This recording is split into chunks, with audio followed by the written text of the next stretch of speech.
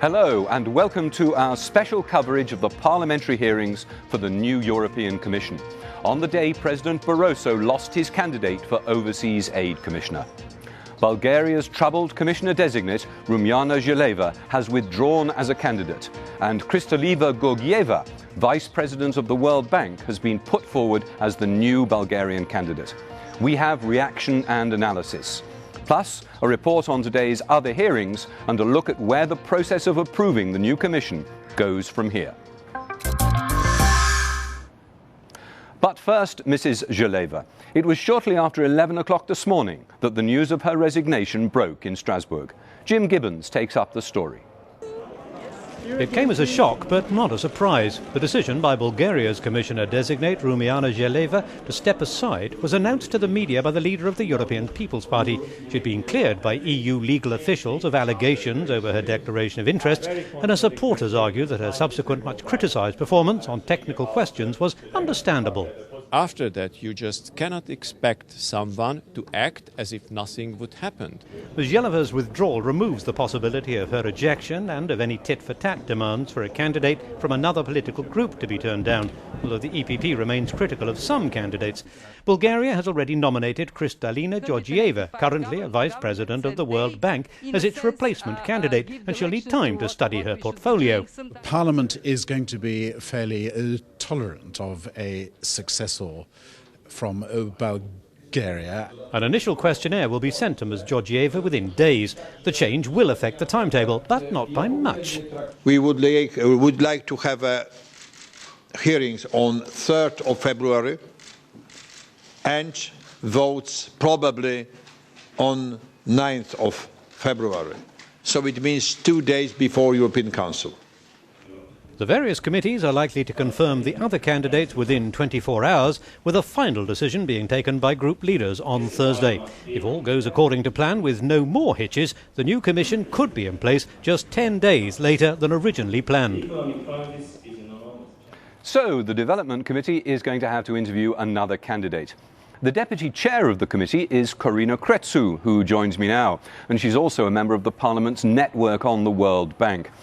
Very quick comment on Mrs. Jeleva first. Did she get a fair hearing from you? I think she had a very fair hearing. She just not meet up with the criteria and standard for a commissioner status. She had plenty of time and the possibility to clarify all the subjects, not only about her legal status, what you said, many prestigious media could make mistakes, but it was her obligation to come and clarify all these things, and we were very surprised about her total lack of transparency about this subject. But apart of this, the most important issue is that she is unqualified. I am very sorry because she's coming from a new member state. I am coming from Romania. So for me, it was a natural thing to be solidar with her. But we faced a candidate who lacked cultural knowledge, and she has not the idea about the portfolio. It's a very important commissioner in a very important domain. Okay, let's look at that portfolio. Yes. What are you going to be looking for in the new candidate? Leave aside all the conflict of interest stuff. Let's talk about development here. Now the development domain, it's sharing between among the High Representative, among the also the Commissioner Pillbacks, which will be for development, and now we have this Commissioner for Humanitarian Aid and Civil Protection, which means that she has whoever will be, he has to fight for development issues, and we have very important issues of natural disaster we are facing today, for instance, Haiti.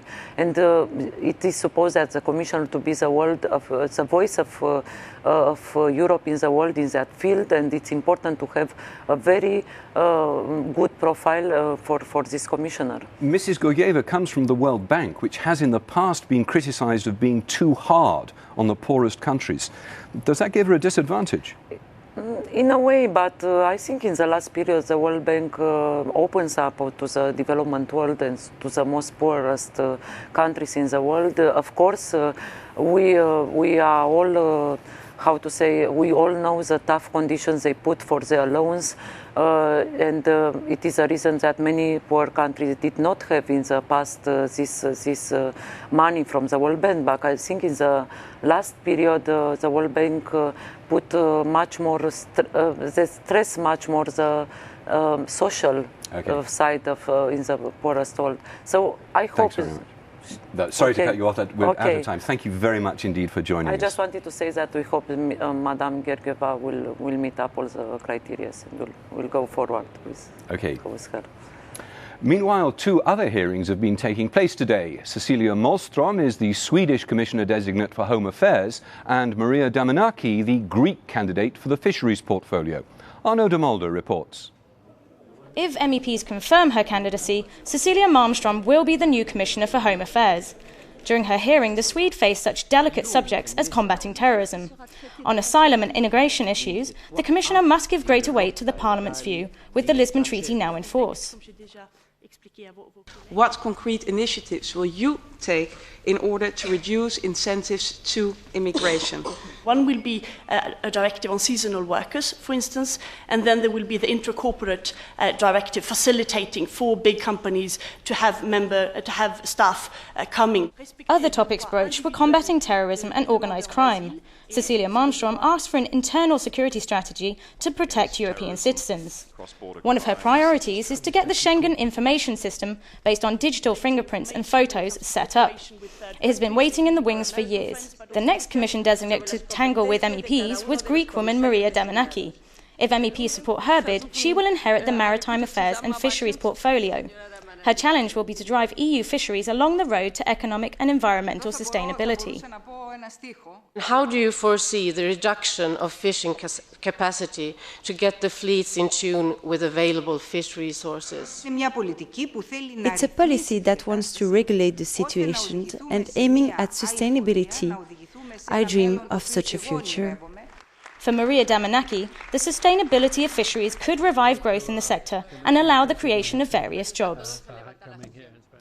Now, the views of all the various committees on the Commissioners-designate will be passed on to the President of the Parliament and the group leaders. So, for a view from the top, I spoke to Klaus-Heiner Lehne, Chairman of the Conference of Committee Chairs.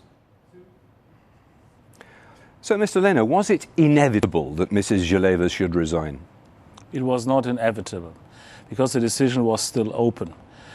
But I think we have to respect her decision. You know, this is an extreme pressure under which you are. If you undergo such hearings and you have a result that is in doubt, then I think in such a situation you are under pressure from a lot of sides, from people in the Parliament, from your home government, maybe from the Commission President, I don't know from whom.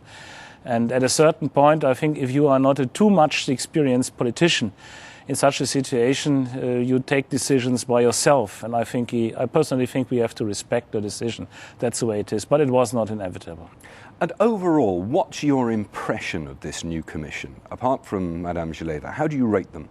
I personally think that it is like in any commission as it was before. There are some strong people in there, some weaker people in there, but I think this is normal. If you have 26 or 27 humans all together, you always have some alpha animals, and you have some that are more red Indians than chiefs. That's quite normal.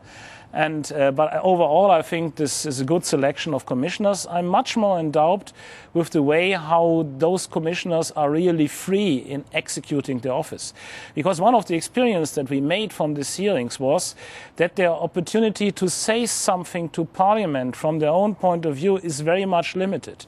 Because probably in the beginning they had discussions with the Commission President. The Commission President very clearly said, don't fix yourself too much to political positions. And at the end, I think the College of the Commissioners is a college. And every commissioner has to vote and has to have opinions and have to introduce his ideas into the process. And so I would have appreciated it much more if there had been more freedom, more liberty for expression for the commissioners than having this kind of central control from the head of the Commission. But I think this is not only my feeling, this is a widespread feeling within the House that this was not too good. Mr. Lehne, thank you very much indeed. Thank you. And finally, today's other headlines from Andreas Rogal, starting with Haiti. The new president of the European Council, Van Rompuy, has called for the creation of a humanitarian rapid reaction force in the wake of the Haitian catastrophe. On Monday, the European Union had promised close to €500 million for emergency and long-term aid for Haiti. The situation in the earthquake-stricken island state remains precarious. The European Parliament plenary discussed the situation this afternoon, with the new EU High Representative Baroness Ashton participating. Some members have criticized Ashton for not having visited the disaster area yet. The European Commission is going to publish a so-called option paper on biodiversity next week. It is supposed to serve as a basis for the EU's goals on the issue, which are to be decided by the spring. 2010 is the International Year of Biodiversity, with a CUP conference scheduled for October in Japan. MEPs have called the EU's efforts far from sufficient. In Europe, over a third of indigenous species are deemed at risk of extinction, according to the European Environment Agency. More on all those stories here on europoltv.eu. Thanks for watching and bye for now.